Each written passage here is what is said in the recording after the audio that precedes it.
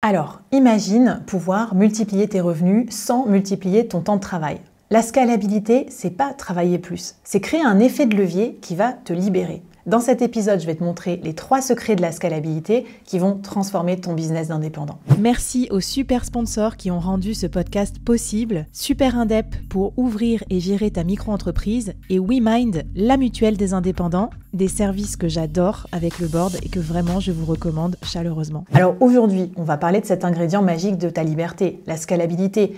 C'est ce qui va te permettre de grandir sans t'épuiser, de gagner plus mais sans travailler plus. Alors voici, d'après moi, les 3 effets de levier qui vont changer ton business cette année. Premièrement, l'effet de levier digital. Au lieu de tout faire à la main, automatise tes process répétitifs, crée des systèmes qui vont tourner sans toi, utilise l'IA pour démultiplier ton temps de travail.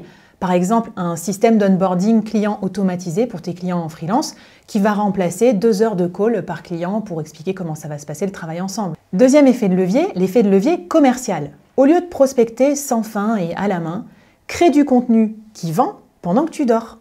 Développe des partenariats stratégiques aussi et mets en place un funnel de vente automatisé.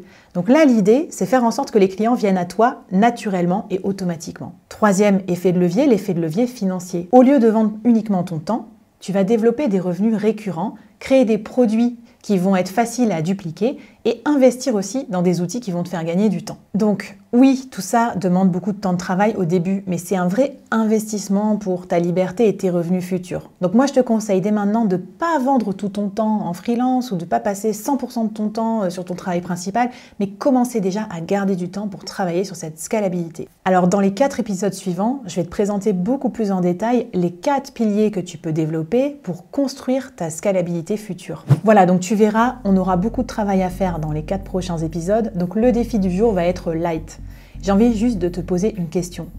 Qu'est-ce que tu accomplirais si tu pouvais avoir une journée de libre par semaine au lieu de bosser comme une mule en freelance? Cette journée de libre, en plus, tu pourras l'avoir grâce à l'effet de scalabilité dont on va parler dans les prochains épisodes. C'est parti!